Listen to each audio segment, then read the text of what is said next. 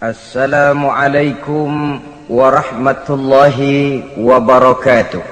Waalaikumsalam warahmatullahi wabarakatuh. Bismillahi walhamdulillah, wassalatu wassalamu ala sayyidina rasulillah, sayyidina wa maulana Muhammad ibn Abdullah wa ala alihi wa sahbihi wa mawalah. أما بعد سبحانك لا علم لنا إلا ما علمتنا إنك أنت العليم الحكيم لا حول ولا قوة إلا بالله العلي العظيم. Saudara-saudara kaum muslimin rahimakumullah, kalimat sibuk adalah kalimat yang paling sering digunakan orang dalam kehidupan ini. Lebih sering lagi kalimat sibuk dijadikan kambing hitam dalam berbagai persoalan, termasuk dalam kehidupan beragama. Kadang-kadang kita bertanya kepada seseorang, kenapa tadi malam tidak hadir di pengajian? Jawabannya sibuk. Kenapa Jumatan tidak kelihatan di masjid? Jawabannya sibuk. Kenapa dalam peringatan hari keagamaan tidak kelihatan aktif? Jawabannya sibuk. Kalau kita berbicara soal sibuk, siapa sesungguhnya orangnya dalam hidup ini yang tidak sibuk? Makin tinggi status sosial, akan makin tinggi pula tensi kesibukan yang kita hadapi. Masalahnya ialah kita yang bisa mengatur kesibukan atau malah kesibukan yang mengatur kita. Kalau kesibukan yang mengatur kita, insya Allah sampai tua sibuk terus. Tapi kalau kita bisa mengatur kesibukan, artinya dalam hidup ini ada semacam, bahasa kerennya, description of job. Ada semacam pengaturan waktu, ada semacam pembagian tugas di dalam kehidupan. Maka pada pertemuan kali ini kita akan berbicara tentang bagaimana mengatur waktu dalam hidup menurut contoh yang diberikan oleh Rasulullah sallallahu alaihi wasallam. Menurut riwayat dari Siti Aisyah radhiyallahu anha, adalah baginda Rasul membagi waktu dalam hidupnya itu menjadi 3 bagian. Sepertiga untuk Allah, sepertiga untuk tugas, sepertiga lagi untuk keluarga. Jadi ada waktu untuk Allah, ada waktu untuk tugas, ada waktu untuk keluarga. Bukankah dalam kehidupan ini kadang-kadang berlaku kepincangan dari tingkah seseorang? Ada orang yang seluruh waktunya cuma untuk Allah saja, tugas dilupakan, keluarga terlantar. Itu bukan orang yang terbaik. Ada orang yang waktunya habis cuma demi tugas saja, dari pagi sampai pagi lagi, kalau tidak di belakang meja ya rapat saja kerjanya. Allah dilupakan, sujud tidak sempat, keluarga terbengkalai. Itu juga bukan orang yang baik. Ada juga orang yang waktunya cuma untuk keluarga, kerjanya ngumpul saja. Seperti bahasa Inggris bilang, mangan ora mangan pokoke ngumpul. Bermasyarakat tidak sempat, sujud tidak pernah, dengan kehidupan beragama jauh. Ini pun bukan orang yang terbaik. Orang yang baik ialah orang yang pandai mengatur waktu. Itu tadi cara baginda mengatur waktu dalam kehidupannya. Selanjutnya, bagaimana cara beliau mengisi waktu? Apa pengaruhnya dalam pribadi dan perjuangan beliau, dan apa hubungannya dengan kita? Mari kita lihat lebih jauh. Sepertiga dari waktunya adalah untuk Allah, artinya untuk beribadah kepada Allah. Bagaimana ibadahnya? Saudara-saudara, satu-satunya manusia yang dalam Al-Quran sudah mendapat jaminan ampun dari seluruh dosa yang pernah dikerjakan, cuma Rasulullah orangnya. Quran yang menjanjikan, liyaghfira lakallahu ma taqaddama min dzambika wa ma ta'akhkhar. Wahai Muhammad, dosamu yang dahulu, dosamu yang sekarang, dosamu yang akan datang kalau memang ada, seluruhnya sudah mendapat jaminan ampun dari Allah Subhanahu wa ta'ala. Orang yang nyata-nyata sudah mendapat jaminan ampun dari segala dosa ini, ibadahnya luar biasa. Luar biasa bagaimana? Sejarah menceritakan beliau kalau sholat malam sampai bengkak kakinya karena rajin sujud. Aisyah menceritakan, satu malam selesai sholat isya saya akan tidur. Saya lihat suami saya sedang sholat, maka saya pun tidur. Tengah malam saya terbangun dari tidur, saya lihat suami saya masih sholat juga. Saya tidur lagi.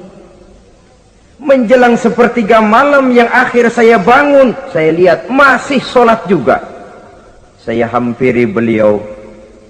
Saya tanya setelah sholatnya usai, "Bang," kata Aisyah, "ada apa yang?" Kata baginda Rasul. Sebab beliau itu, jangan senyum kalau saya katakan yang di sini. Sebab beliau itu pandai sekali menyenangi hati istrinya. Panggilan kelihatannya sepele, tapi bisa menghidupkan keharmonisan dalam rumah tangga. Beliau apabila memanggil Siti Aisyah dengan kalimat Humaira, "Ya Humaira," wahai yang pipinya kemerah-merahan. Cantik sekali panggilannya untuk istrinya. Kita kadang-kadang terlalu jujur tapi nyakitin. Mentang-mentang bini hitam, kalau manggil bini hitam, sini lo. Jujur tapi nyakiti itu. Hadirin yang saya muliakan, baginda menjawab, "Ada apa ya? Abang ini kan dosanya sudah mendapat jaminan ampun dari Allah." "Iya, lalu gimana?" "Ya kalau ibadah jangan terlalu gitu-gitu benar." "Kenapa sih?" Orang sudah dapat jaminan ampun itu kan mestinya tenang, aman. Ini malah seolah-olah beliau orang yang paling banyak mempunyai dosa. Tidak puas melaksanakan hanya sholat yang wajib ditambah dengan yang sunnah-sunnah. Tidak usah gitu-gitu bener lah bang, sudah dapat jaminan ampun ini. Terhadap usul istrinya ini, apa jawab beliau? Sederhana tapi melambangkan sikap jiwa yang luhur. Beliau menjawab, "Aisyah, afala uhibbu an akuna abdan syakura." Yang apa saya tidak senang kalau saya ini oleh Allah mendapat gelar abdan syakura, hamba yang pandai bersyukur, hamba yang tahu berterima kasih. Makin diampuni, makin banyak sujud saya. Makin diampuni, makin banyak ibadah saya kepada Allah. Inilah prinsipnya. Saudara-saudara, oleh karena ibadahnya demikian rupa, Allah lalu dekat. Oleh karena Allah dekat, perjuangan beliau itu, walaupun Quraisy melakukan segala macam cara dan usaha, mengeluarkan segala daya dan dana, kemampuan dan kekuasaan, tidak pernah berhasil mematahkan, walaupun berhasil menekan perjuangan baginda Rasulullah sallallahu alaihi wasallam. Coba kalau kita buka sejarah, beliau itu kan mulai berjuang sendiri, yang dihadapi masyarakat yang keras, kasar, brutal.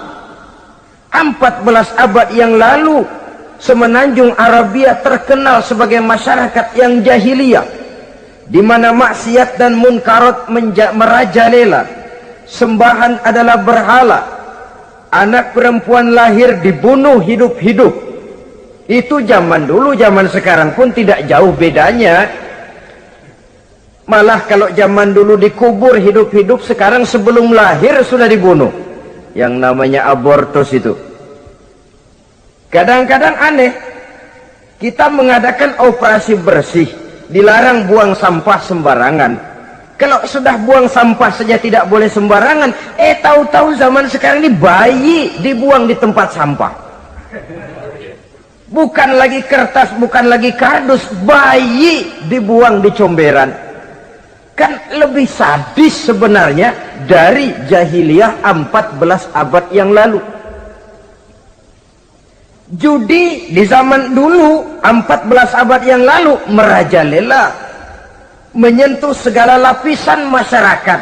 Di zaman sekarang pun judi tidak kurang hebatnya, cuma tentu dengan bahasa yang lain. Apalagi di zaman sekarang orang pandai menghaluskan bahasa, mensamarkan istilah. Judi disebut sumbangan umpamanya, sehingga orang lalu tidak terasa bermain judi, terasanya ikut nyumbang. Itu sekedar istilah yang merangsang orang sebenarnya. Masyarakat yang semacam ini yang dihadapi oleh baginda Rasul. Diangkat jadi Rasul umur 40 tahun lalu mulai berjuang.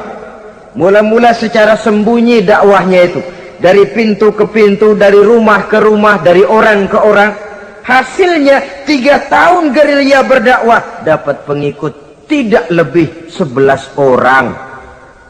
Sudah tidak digaji, tidak dapat beras, hidup pun miskin. 3 tahun dakwah dapat pengikut 11 orang. Ustadz mana zaman sekarang yang masih mau ngajar? Kalau 3 tahun buka pengajian yang ngaji cuma 11, bubar. Kiai mana yang masih mau buka pondok kalau 3 tahun buka pesantren santrinya cuma 11? Pemimpin mana yang masih mau kampanye kalau 3 tahun kampanye dapat pemilih cuma 11? Bangkrut. Tapi tidak dengan Rasul. 3 tahun berlalu, turun perintah fasda bima tu'mar. Tidak usah berdakwah secara sembunyi Muhammad, sampaikan saja Islam secara terbuka. Mulailah beliau berdakwah secara terbuka, terang-terangan. Mula-mula Quraisy dikumpulkan dekat Ka'bah. Kumpullah Abu Jahal, Abu Lahab, Abu Sufyan dan gembong-gembong Quraisy. Di sana buat pertama kali secara terbuka baginda Rasul pidato. Tuan-tuan Quraisy, apakah tuan-tuan percaya kepada saya? Percaya. Kenapa? Karena Anda Muhammad sejak kecil belum pernah bohong. Baik. Jikalau memang tuan-tuan percaya kepada saya, maka mulai hari ini saya serukan kepada tuan-tuan, ankizu anfusakum minan nar. Jaga, pelihara, lindungi dan selamatkan diri tuan dari neraka. Tinggalkan segala macam berhala, jauhi Latta, Uzza, Manat dan Hubal. Sembah Allah Tuhan yang Esa, yang lam yalid walam yulad, yang tidak beranak dan tidak diperanakan. Ini dakwah pertama yang beliau sampaikan.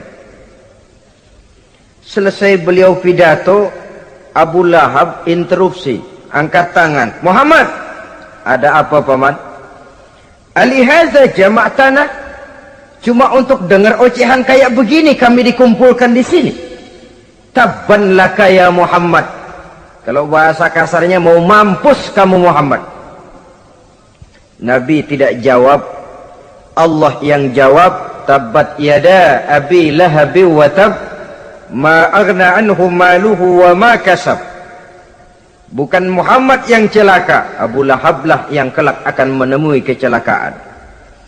Dakwah terus berlangsung.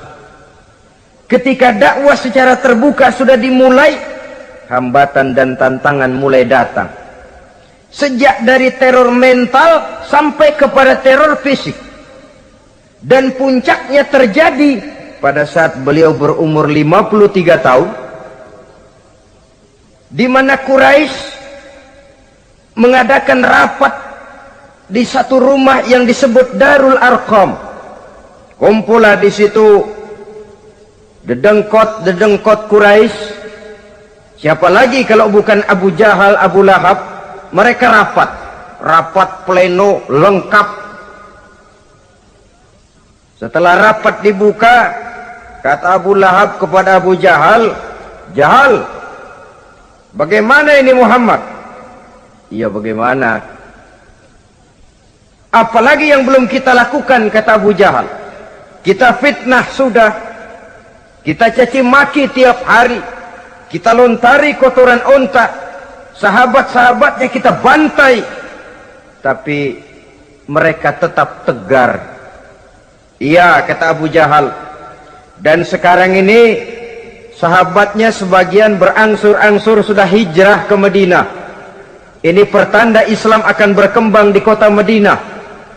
Kalau nanti dia berhasil di Madinah lalu menyerbu ke Mekah, alamat habis kita gulung tikar." "Makanya," kata Abu Jahal, "makanya apa? Makanya dari dulu juga saya bilang, kempesin aja itu." Jadi kalau bahasa okemnya kan begitu tuh. "Bunuh saja Muhammad, bunuh." "Iya, soal bunuh sih gampang," kata Abu Lahab. "Tapi Muhammad kan tidak keluar dari batu. Dia punya keluarga, sanak famili dan handai tolan. Kalau keluarganya menuntut balas, bagaimana ini?" "Gampang. Kita kan banyak punya suku. Tiap-tiap suku kan punya juara, tukang-tukang pukul. Sewa saja, tiap suku ambil tukang pukulnya, kita kepung rumah Muhammad, bunuh sama-sama. Kalau keluarganya akan menuntut balas, dia akan berhadapan dengan seluruh suku yang ada di semenanjung Arabia ini. Bagaimana, setuju?" "Setuju." "Nah, sudah. Kapan kita bunuh Muhammad?" "Kapan lagi? Tidak usah buang waktu. Besok malam." "Ya, besok malam kita bunuh Muhammad.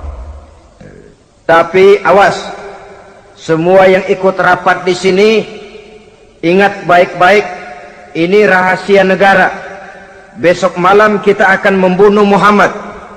Siapa yang berani membocorkan rahasia negara ini, supersip, dianggap menghambat program Quraisy. Itu nanti dijatuhi hukuman berat ya. Jaga rahasia baik-baik bahwa besok malam kita akan membunuh Muhammad. Sanggup?" "Sanggup." Rapat selesai. Hadirin boleh bubar ke rumah masing-masing. Pulang.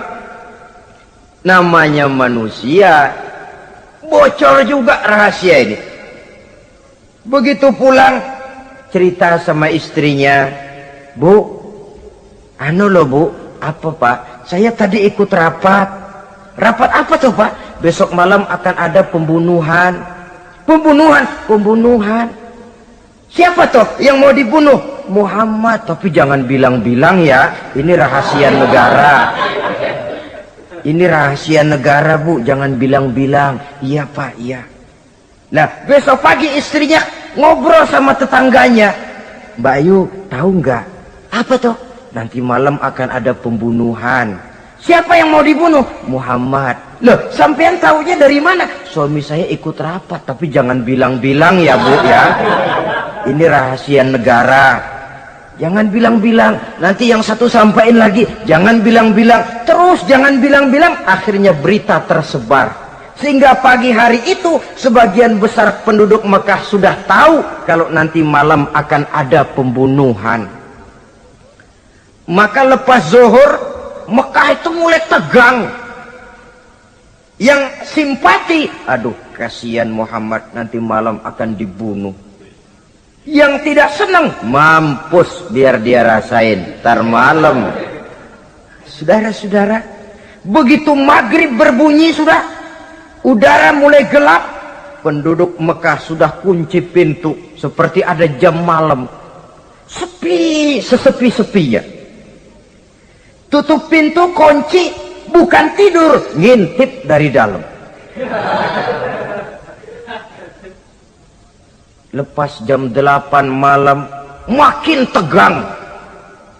Masing-masing penduduk ngintip dari pintunya. Sudah berangkat belum orang yang mau bunuh Muhammad? Sudah berangkat belum? Kira-kira jam 9 ini, tukang-tukang pukul lewat mau ngepung rumah Muhammad untuk membunuh beliau.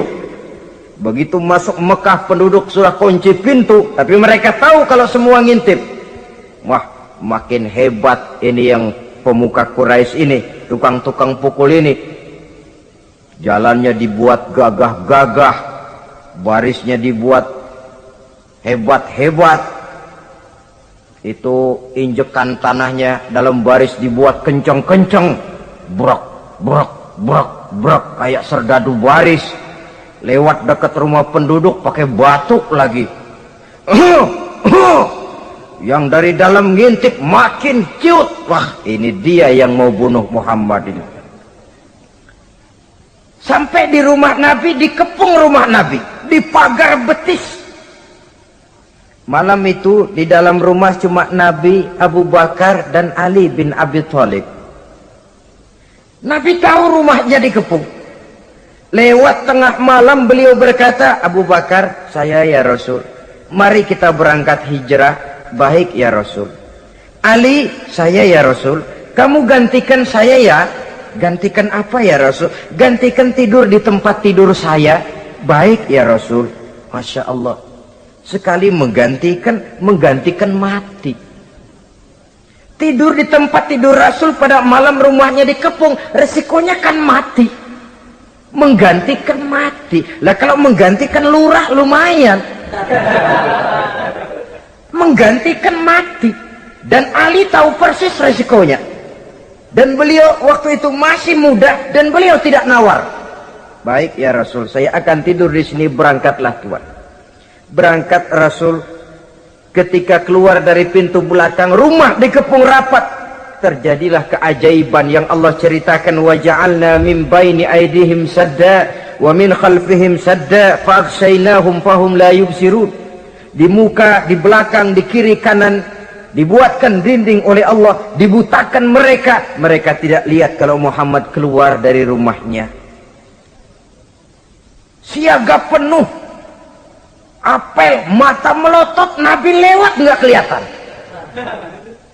Sampai Nabi kemudian menuju Gua Thur, 3 malam 2 hari di sana. Dari sana perjalanan dilanjutkan ke Madinah Al-Munawwarah. Allahu Akbar. Mengarungi gurun pasir yang gersang dan tandus, yang terbentang antara Mekah dan Madinah. Meninggalkan kampung halaman tempat di mana dilahirkan dan dibesarkan. Keluarga yang berbeda akidah terpaksa berpisah. Kok kuat? Kok bisa? Kok sanggup? Di mana rahasia kekuatannya? Beliau punya sandaran vertikal, ibadahnya kepada Allah. Dengan bahasa kita sekarang, beliau punya backing. Backingnya tidak kepalang tanggung, yang serba maha.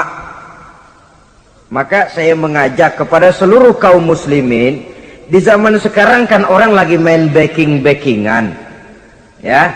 Nah, siapa yang punya backing punya jalu. Saya cuma mengajak, kalau mau cari backing jangan kepalang tanggung.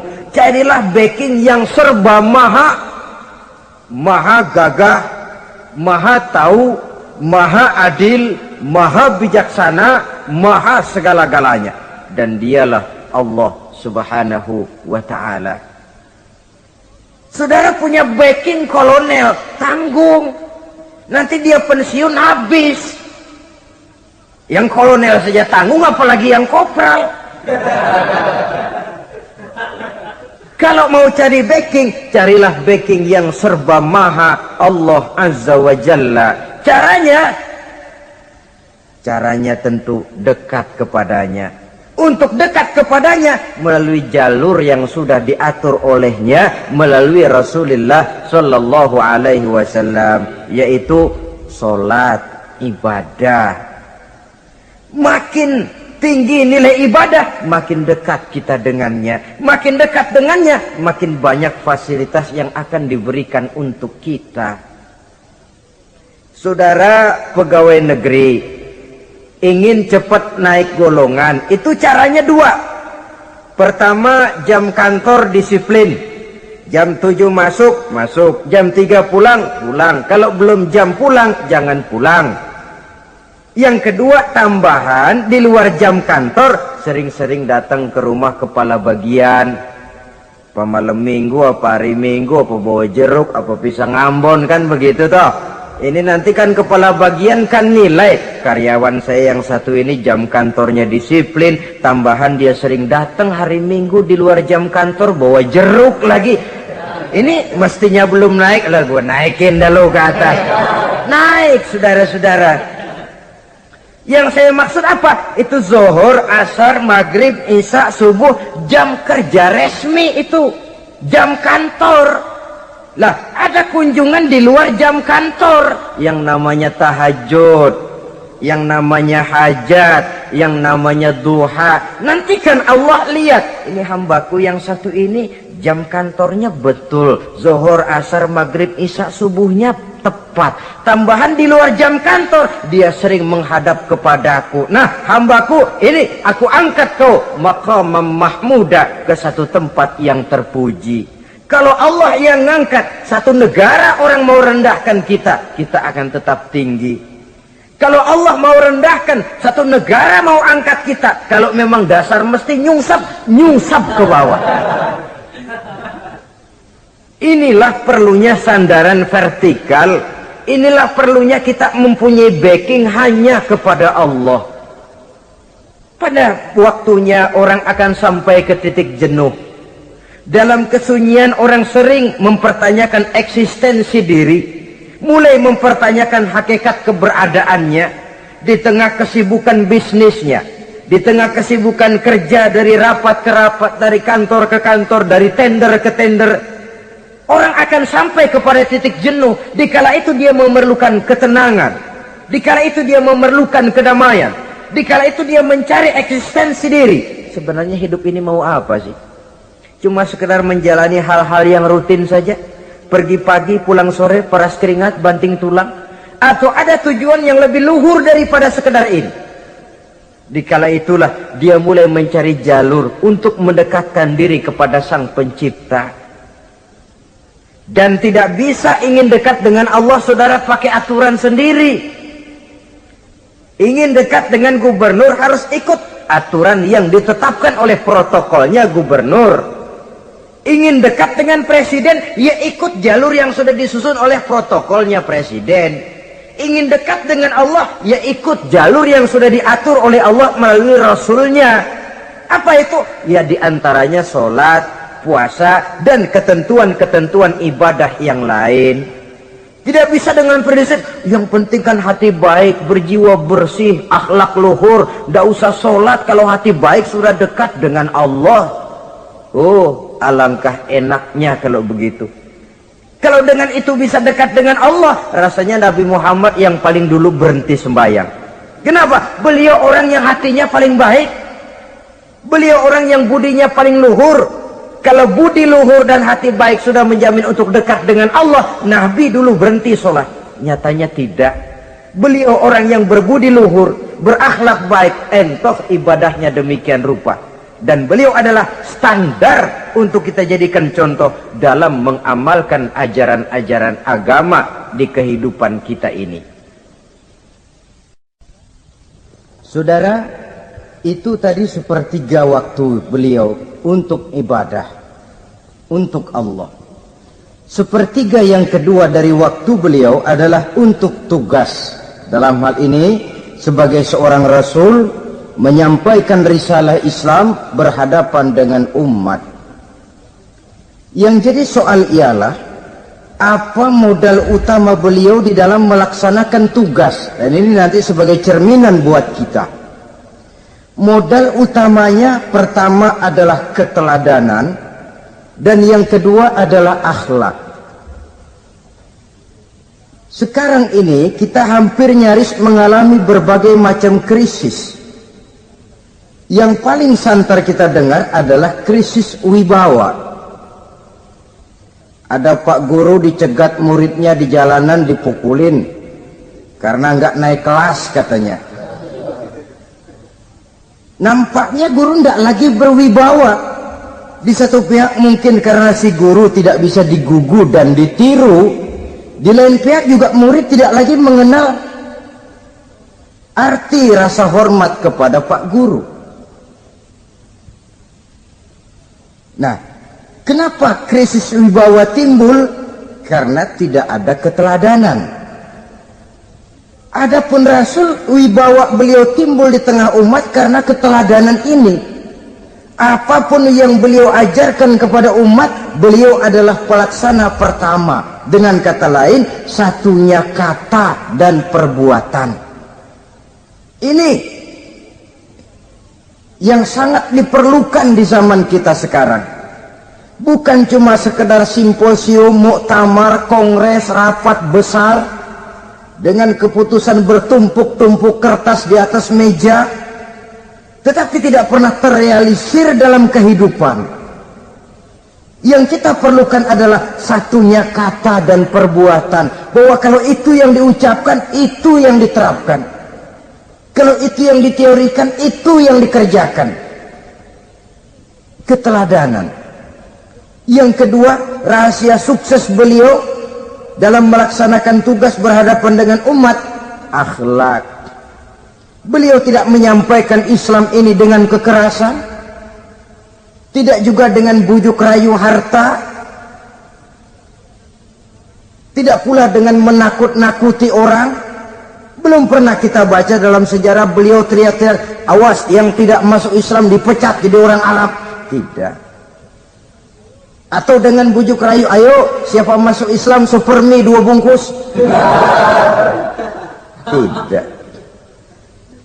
Sebab kebenaran tidak bisa dipupuk dengan materi. Kebenaran adalah soal keyakinan, dan keyakinan adalah soal batin. Orang yang beragama karena tertarik kepada supermi, orang yang beragama karena tertarik kepada pakaian, kepada obat-obatan, nilai imannya dipupuk dengan materi. Dan usaha seperti itu sama saja dengan menegakkan benang basah. Dia percaya kepada sesuatu yang dia tidak mengerti. Dia yakin kepada sesuatu yang dia tidak tahu apa bentuk yang dia yakini itu. Alangkah malang dan kasihannya orang yang beragama seperti ini. Tidak demikian dengan Rasul. Islam ini adalah satu keyakinan. Keyakinan terhadap kebenaran hanya bisa ditegakkan dalam nurani manusia yang paling mendasar. Karena itu dia tidak bisa dipaksakan.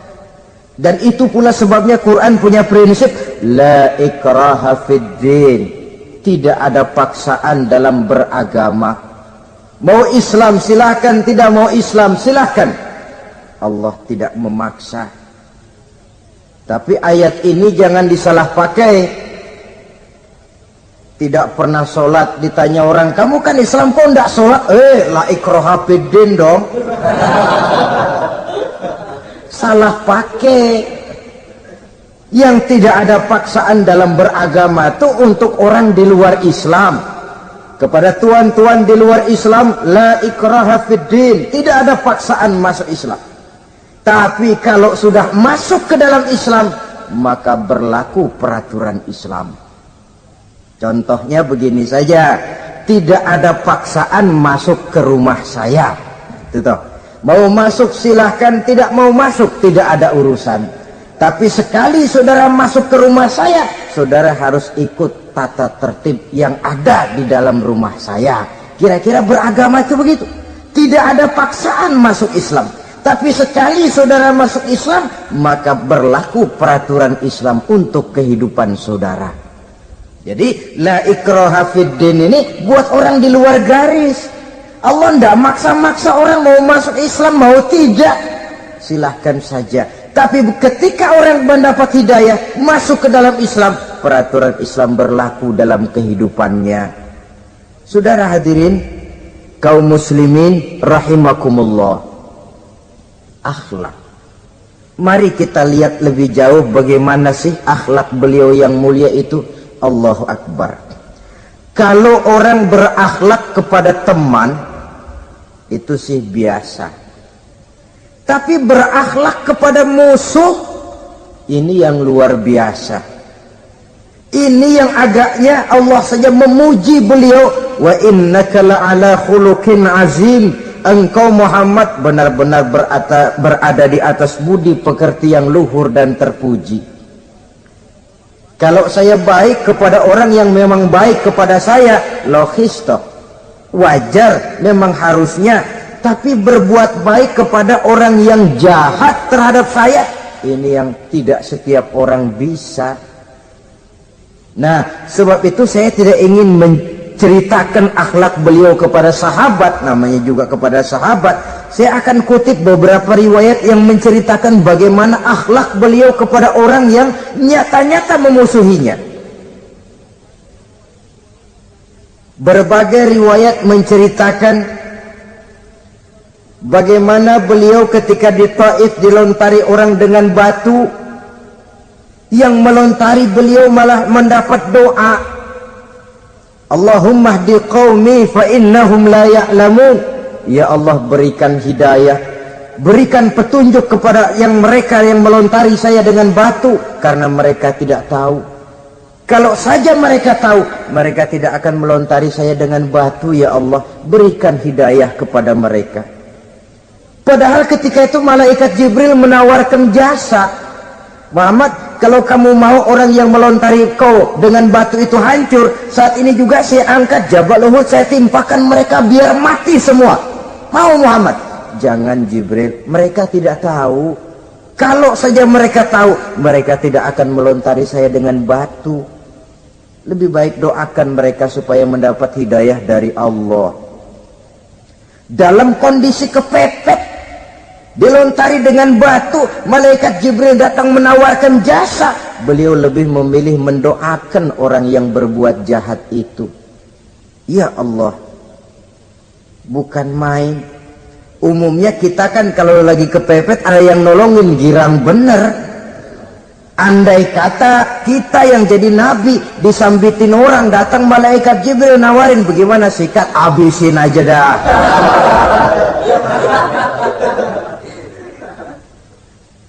Ini akhlak kepada musuh. Ketika beliau selesai sholat zuhur, istirahat, rebah-rebah, tidur-tiduran di bawah pohon kurma, datang orang kafir yang bernama Daksur yang sudah lama mengintip-ngintip, mencabut dan menghunus pedang. Muhammad, kalau ini saat saya tebas batang lehermu, siapa yang akan menolong engkau? Tidak ada. Yang akan menolong saya Daksur? Iya, Allah yang akan menolong saya. Mendengar Allah, Daksur gemetar, keringat dingin bercucuran, pedang jatuh ke bawah, diambil oleh Rasul pedangnya, dibalikan ke leher Daksur. Kalau sekarang saya yang tebas batang lehermu Daksur, siapa yang akan menolong kamu? Tidak ada ya Rasul, kecuali kalau kau mau memaafkan saya. Baik, ambillah kembali pedangmu, kau saya maafkan, dan jangan ulangi lagi perbuatan semacam ini. Lain saat beliau sedang tawaf, diikuti oleh seorang Quraisy kafir. Sambil tawaf, ini kafir Quraisy sudah bawa pisau. Dia pikir nanti di satu sudut yang agak gelap saya tikam Muhammad dari belakang, saya bunuh dia. Jadi kafir ini pura-pura ikut tawaf. Jahatnya orang kafir itu kan begitu, tawaf ya ikut pura-pura tawaf, ada kesempatan sikat dari belakang. Putaran pertama belum ada kesempatan, putaran kedua makin tegang. Pokoknya begitu tempat agak gelap, cabut pisau, hantam saja sudah Muhammad, biar mati sekali di sini. Dan Nabi tahu, oh ini asisten pribadi malaikat Jibril ngasih tahu tuh. Jadi malaikat Jibril memberitahu, awas Muhammad, itu di belakangmu orang cuma pura-pura tawaf. Dia bawa pisau mau bunuh kamu, hati-hati Muhammad, Roger ganti gitu.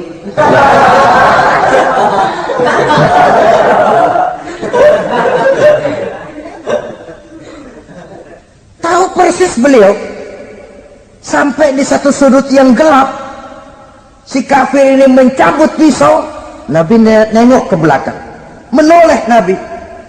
Begitu menoleh, Quraisy ini kan ketangkep basah. Bahasa Arabnya yumsak mablul katanya, ketangkep basah, grogi, salah tingkah, garuk nggak gatel, kasihan melihatnya sudah. Ya namanya orang ketangkep basah itu, mau alasan apa? Nggak beralasan ya, harus merasa harus membela diri, gemetar nggak karu-karuan. Kata Nabi senyum. Mau apa, Mas?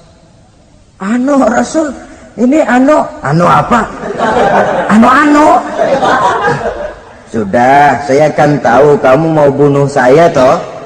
Sudah, saya sudah tahu kok. Kamu jangan pura-pura. Kamu kan mau bunuh saya kan? Terus terang saja. Iya Rasul, iya. Sekarang gimana? Enggak berani Rasul. Minta maaf saja. Ya kalau sudah kamu minta maaf begitu, sudah kamu pulang sana. Jangan diulangi lagi ya. Begitu mudah beliau memaafkan orang yang nyata-nyata mau menghabisi nyawanya. Sepanjang itu belum terwujud, sepanjang itu belum terbentuk dalam artian real, sangat mudah beliau memaafkan orang. Saudara hadirin kaum muslimin rahimakumullah, pemaaf, lapang dada, toleransi, menghargai pendapat para sahabatnya, ini sederetan dari akhlak yang terpuji. Sehingga karena keluhuran akhlak inilah yang menyebabkan orang tertarik masuk ke dalam Islam. Beliau berprinsip apa? Basiru wala tunaffiru, yasiru wala tu'assiru. Gembirakan orang, jangan ditakut-takuti. Mudahkan persoalan orang, jangan dibikin sulit. Ini kan satu prinsip yang sangat baik dalam melaksanakan dakwah, dalam menyampaikan misi. Apapun tugas kita di masyarakat, sebagai pegawai pemerintahan, pejabat negara, pedagang, pengusaha, seniman, ustadz, mubaligh, kiai, ulama, dalam berbagai profesi, modal utama untuk sukses adalah akhlak.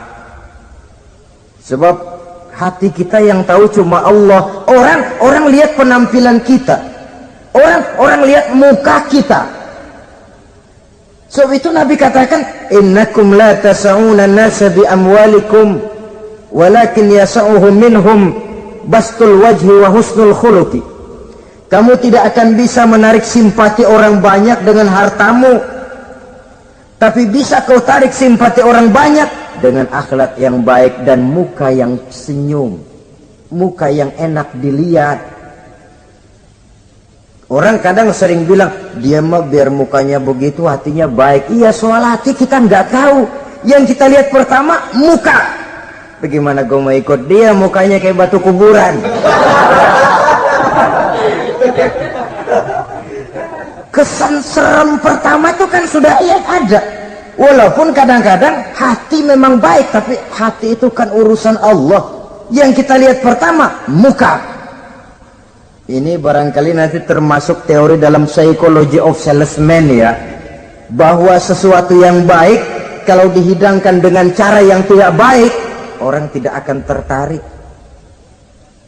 Lihat saja orang sekarang ini kan, entah makin lajunya dunia bisnis kita, masuk ke rumah-rumah kita cuma menawarkan air jahe, menawarkan sasa, menawarkan kecap bango, menawarkan barang-barang yang kelihatannya remeh. Ini kan termasuk psychology of salesman. Yang datang ya biasanya perempuan, wajahnya ya lumayan, paling kurang sedikit di atas 6 lah begitu. Nah, lalu tutur katanya sopan, masuk ke rumah tidak sungkan, ada rasa familiar, rasa kekeluargaan, lalu datang. Taktik untuk menawarkan barang yang jadi merek dagangannya. Nah, Islam ini agama yang baik. Kalau disampaikan dengan cara yang tidak baik, sadis, memponis, orang akan lari dan jauh. Menyinggung, bukan menyentuh. Siapapun kalau tersinggung lari, tapi kalau tersentuh dia akan mendekat. Apaan lo Islam bayang begitu? Mikir nih anakku, sembayang diomelin, mendingan kagak sembayang sekalian ketahuan. Saudara hadirin yang saya muliakan, ini yang diberikan contoh oleh baginda Nabi. Apapun tugas kita, pedagang utamakan akhlak, petani utamakan akhlak, seniman utamakan akhlak, mubaligh utamakan akhlak, pejabat negara utamakan akhlak. pelayan dan pengabdi masyarakat, utamakan akhlak. Saudara hadirin yang saya hormati, kaum muslimin yang berbahagia. Jadi untuk sukses di masyarakat, untuk sukses di tempat tugas, modal utama adalah akhlak. Dan ini yang dicantikan contoh dari Nabi kita Muhammad sallallahu alaihi wasallam. Sepertiga waktunya untuk tugas. Dalam menjalankan dan melaksanakan tugas sebagai seorang rasul, menyampaikan risalah Islam, berhadapan dengan umat, modal utamanya adalah akhlak. Demikian juga kita di masyarakat. Dan akhlak itu memang harus dibiasakan sejak kita kecil. Sehingga dengan demikian nilai-nilai yang baik akan terus terbawa sampai di hari tua kita. Saudara-saudara, rasanya kehancuran satu bangsa dimanapun di dunia ini selalu dimulai dengan kehancuran akhlak daripada bangsa itu sendiri. Dan kehancuran akhlak itu bisa saja terjadi di tengah kemakmuran ekonomi, di tengah maju dan canggihnya teknologi. Kapan? Apabila pegangan orang kepada agama sudah lemah dan rapuh. Kita tengok di negara-negara di sebelah barat kita, kemajuan teknologi yang tidak diimbangi dengan kuatnya pegangan orang kepada agama telah melahirkan budaya-budaya yang merendahkan martabat manusia. Lahirlah kebudayaan hippies, lahirlah kebudayaan nudis, hidup serba bosan dengan ini dan itu karena segalanya sudah dimiliki. Rumah mentereng, jumlah kendaraan sejumlah keluarga, kapal pesiar di laut mewah, pesawat udara punya. Setelah ini punya, ini ada, semua ada, titik jenuh sampai. Mau apa semua ini? Akhirnya ingin hidup apa adanya, tidur di goa-goa, tidur di kaki-kaki gunung, tidur di hutan belantara, pakaian kumel. Itu hipis-hipis yang datang kemari, yang pakaiannya kumuh, tambelan, lepis belel. Padahal di kantongnya cek, travel cek, dolar. Lain hipis kita, emang benar-benar gembel.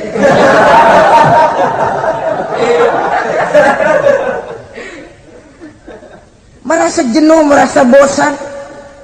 Bahkan sebuah berita dari Jerman, orang terlalu kaya, pulau dibeli. Di pulau itu dia bikin satu klub yang bernama klub nudis. Setiap anggotanya boleh masuk ke pulau itu dengan catatan tidak boleh pakai pakaian selembar pun, alias bugil, telanjang bulat. Sudah telanjang bulat itu. Dan di sana berlakulah apa yang disebut serba boleh. Jadi kalau di sana ke sana saudara bawa istri, masuk anggota, ya silahkan saja. Istilah tukar pakai, simpan pinjam, bisa-bisa saja. Asal suka sama suka. Asal perbuatannya dianggap tidak merugikan orang lain, suka sama suka, sudah tidak bisa dituntut oleh norma yang berlaku. Ya. Itulah sebabnya kita sering prihatin bahwa kemajuan sering membawa pergeseran nilai. Apabila kita tidak bisa menghindarkan diri dari proses pergeseran nilai, setidaknya kan kita bisa menjaga diri jangan sampai hanyut oleh nilai-nilai yang negatif. Akhlak, baik sebagai muslim, baik sebagai bangsa Indonesia yang berkepribadian luhur, itu merupakan cerminan kita. Saya prihatin, belum lama diselenggarakan kontes bibir terindah. Kontes bibir terindah itu kira-kira apa manfaatnya? Apa yang jadi ukuran? Dan bukankah bibir karunia Tuhan? Ya kalau yang bibirnya mungil bisa ikut kontes lah, kalau yang jebleh gitu.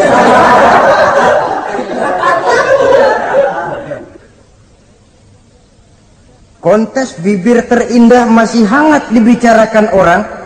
Sudah muncul lagi kontes betis terindah.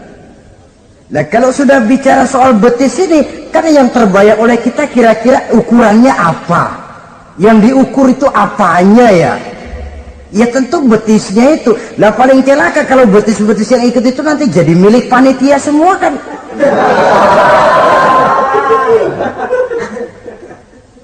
Yang tidak usah kita mengukur dengan kacamata agama, dengan budaya kita sebagai bangsa Indonesia yang berfalsafahkan Pancasila, rasanya mendengarnya saja kok sudah tidak sad gitu loh. Tidak pas untuk ukuran kita sebagai bangsa yang berfalsafahkan Pancasila. Saudara-saudara kaum muslimin rahimakumullah. Ini yang saya maksud tadi, proses pergeseran nilai. Andai kata kita tidak bisa menghindarkan diri dari hal yang semacam itu, setidaknya kita bisa menjaga diri jangan sampai hanyut ditelan proses pergeseran nilai. Dan memelihara nilai-nilai akhlak ini dari hari ke hari memang tidak semakin ringan, bahkan akan semakin berat, karena tantangan yang kita hadapi juga akan semakin berat. Inilah sepertiga yang kedua dari waktu beliau untuk melaksanakan tugas. Jadi modal utama dalam melaksanakan tugas akhlak. Di antara nilai akhlak itu prinsip Nabi tadi, gembirakan orang, jangan ditakut-takuti, mudahkan urusan orang, jangan dibikin sulit.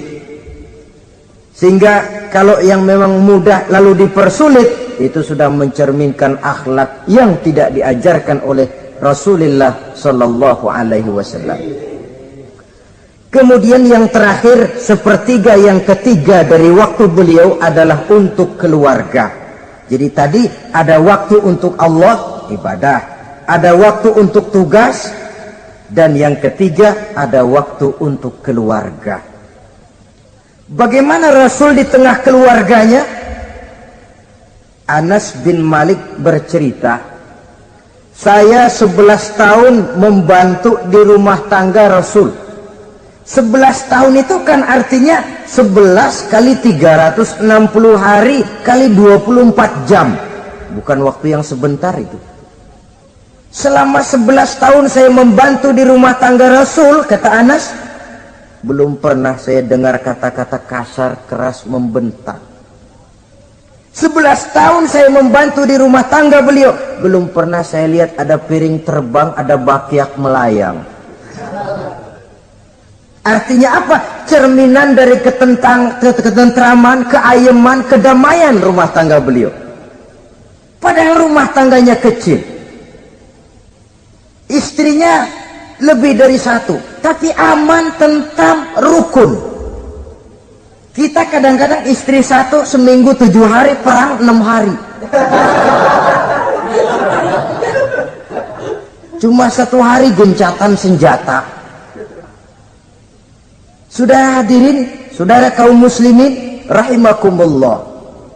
Kalau beliau tidak menyenangi satu masakan, misalnya masakan istrinya, tidak mencah-mencah, cuma kelihatan dari makannya barangkali tidak begitu banyak, tapi tidak pernah mencela apapun yang dimasak istrinya.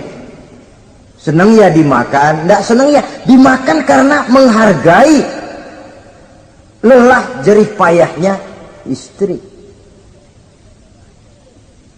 Ini kelihatannya sepele, tapi dari sini keharmonisan rumah tangga itu bisa saja timbul. Bukankah seseorang hanya bisa sukses di tempat tugas? Jadi apapun dia, kalau berangkat dari ketentraman dan ketenangan di rumah tangga. Dan tidak ada orang bisa meraih sukses kalau dia berangkat dari rumah tangga yang berantakan. Itulah sebabnya ini sangat diperhatikan oleh baginda Rasul. Dari rumah yang kecil, dari tempat tidur yang sederhana, yang sebelah itu kain kasar, sebelah dipakai untuk tidur, sebelah dipakai untuk selimut. Jadi kasur merangkap selimut. Allahu Akbar. Tapi dari rumah tangga yang semacam itu keluar ucapan baiti jannati, rumah tanggaku laksana surga bagiku. Di mana sih rahasianya? Karena rumah tangga beliau didirikan di atas ajaran agama. Agama membuat suami istri tahu hak dan tahu kewajiban. Kalau kewajiban dilaksanakan, hak diberikan, akan timbul saling pengertian. Apabila ada pengertian, akan timbul ketenangan, dan ketenangan adalah tangga utama untuk mencapai rumah tangga bahagia. Apalah artinya? Seperti banyak istilah orang, rumah bertingkat, uang banyak berlipat-lipat, kendaraan serba mengkilat, istri pun cantik memikat, kadang-kadang jumlahnya 4. Tapi tiap hari kiamat, tidak pernah ada ketenangan dan kedamaian di rumah itu. Saudara hadirin, lebih celaka lagi sudah rumah gubuk berantem melulu. Sudah kiamat itu, sudah kiamat. Jadi dengan adanya pelaksanaan kewajiban, pemberian hak, timbul pengertian. Pengertian membawa ketenangan. Suami keluar rumah, istri tenang di rumah. Suami meninggalkan istri pun hatinya tenang dan tentram, tidak was-was, tidak berpikiran nanti kalau saya lembur ini istri ngompreng, tidak. Si istri pun lega melepas suami karena ada keterbukaan. Ini kan menurut angket terakhir loh ya, yang diadakan oleh beberapa majalah di ibu kota ini. Di ibu kota katanya, dari sejumlah laki-laki yang disebarkan angket, ternyata jika ada 3 laki-laki, 2 nyeleweng. Jadi angka penyelewengan itu 2/3 dari jumlah laki-laki itu menyeleweng katanya. Ya mudah-mudahan yang kumpul di sini termasuk 1/3 yang nggak nyeleweng itulah.